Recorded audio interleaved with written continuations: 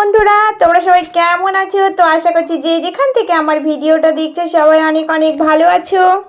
বন্ধুরা, আজকে আমি দেখো তোমাদের সাথে একটা ভীষণ ইম্পর্টেন্ট জিনিস শেয়ার করছি। তো দেখো, এটা কিন্তু একটা কেনা আর কি চুড়িদার। তো কেনা চুড়িদারের ক্ষেত্রে দেখবে বেশিরভাগ চুড়িদারে কিন্তু হাতাগুলো সেটিং করা থাকে না।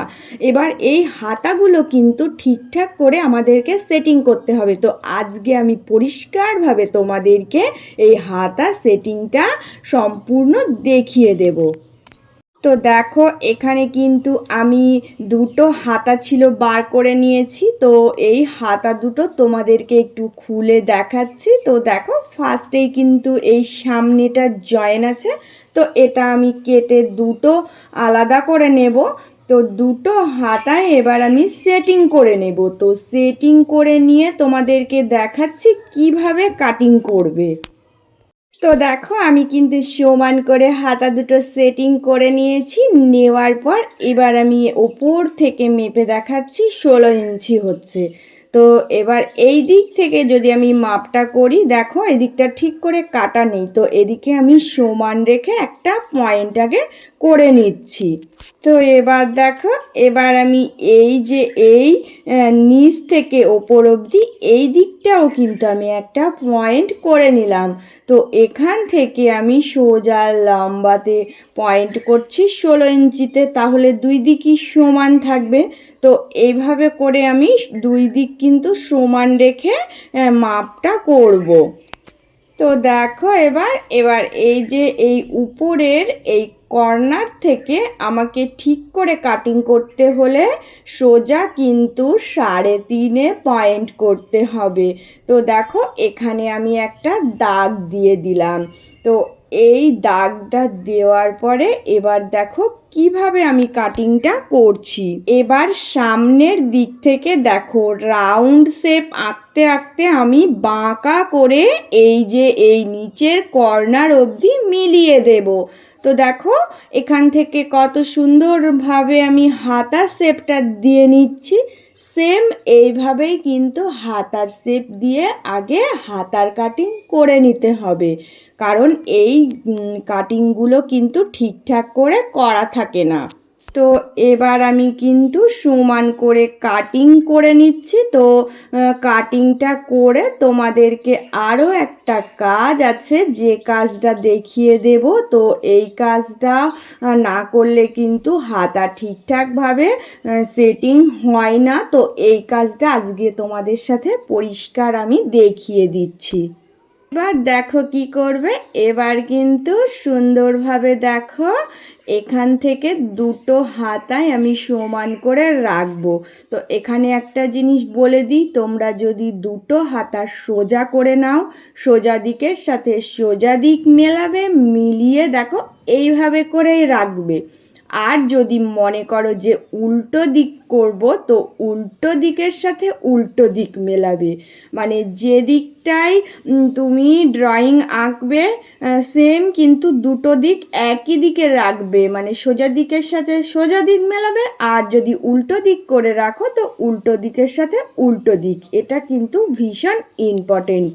তো এবার দেখো, এবার কিন্তু আমি এই যে মিডিলের যে ভাঁজটা আছে, এই মিডিলের ভাঁজটা ধরে দেখো এখান থেকে হালকা বাঁকাতে বাঁকাতে দেখো এই নিচের কর্নার অবধি মেলাবো। তো এটা কিন্তু যে কোনো একটা সাইডেই করতে হবে। তো হাতের দিকে লক্ষ্য করো, এটা তোমরা কাগজে 2-3 বার প্র্যাকটিস করে নেবে, তাহলে কিন্তু হয়ে যাবে। এবার কিন্তু এই হালকা এ শেপটা কিন্তু মিলিয়ে একটা রেখা আমাকে আগে তৈরি করে নিতে হবে। তো এটা যে কোনো এক সাইডেই করতে হবে। তো এটা কেন এক সাইডে করতে হবে আর কোন দিকে রাখতে হবে সেটা আমি তোমাদের সেলাই করে পুরোটাই দেখিয়ে দিচ্ছি। তো দেখো, এবার কিন্তু আমি এই যে এই এস শেপটা এঁকেছি, তো এটা তোমাদের কাটিং করে দেখাচ্ছি। তো কাটিং করার পরে দেখো এটা ঠিক এস শেপের মতো বেরিয়ে আসবে। তো দেখো, এটা আমি কাটিং করে নিচ্ছি, কাটিং করে নিয়ে তোমাদেরকে দেখাচ্ছি। তো পুরোটাই দেখো কাটিং হওয়ার পর যে টুকরোটা পড়ে থাকবে এর আকৃতিটা ঠিক এস শেপের মতনই আসবে। তো এটা কিন্তু আমাকে কেটে বাদ দিতে হবে।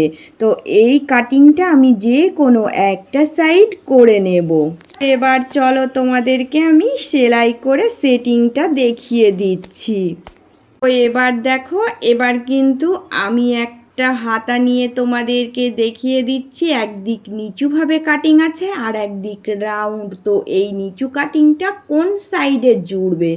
তো এই কাটিংটা সব সময় সামনের সাইডে জুড়বে, মানে ব্লাউজ হোক চুড়িদার হোক তোমার সামনের দিকে জুড়বে, পিঠের দিকে থাকবে রাউন্ড কাটিংটা। আর এই বেশি কাটিং যেটা এস শেপ দিয়ে কাটলাম এটা সব সময় কিন্তু সামনের দিকে জুড়তে হবে।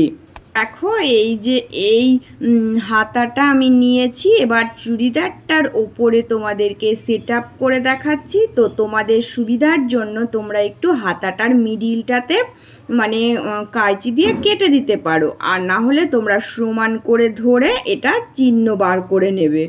নেওয়ার পরে দেখো যে কাটিংটা আমি করেছিলাম তো ওই কাটিংটা কিন্তু আমি দেখো সোজা এই দিক করে ডান দিকের সাথে সেট আপ করবো। তো আমি পুরোটা আগে মিলিয়ে দেখে নিচ্ছি যে আমার এই হাতার কাটিংটা ঠিক আছে কিনা। যদি একটু এক্সট্রা থাকে তাহলে কিন্তু আমি একটু কেটে বাদ দিয়ে দেব। তো দেখো আমার সেম মিলে যাচ্ছে। এবার হাতাটা কিভাবে সেটিংটা করবে সেটা দেখো। হাতাটা কিন্তু আমি সমান করে রাখছি, রাখার পরে দেখো এখান থেকে কিন্তু আমি ভিতরের দিকে দিয়ে দিচ্ছি। যেহেতু এই হাতার মানে বগলের শেপটা দেখো বিট বসিয়ে কড়াই আছে, তো কেনা জামায় এগুলো বেশিরভাগ কড়াই থাকে। তো এই হাতাটা ভুল করেও যেন তোমরা ভিতরের দিকে না দিয়ে সোজাসুজি বসাতে যাবে না। তো সেম দেখো আমি যেভাবে বসাচ্ছি ওইভাবেই একটা সেলাই দিয়ে পুরোটা দেখো মেলাবে। একদম সামনের দিক থেকে সেলাইটা দেবে।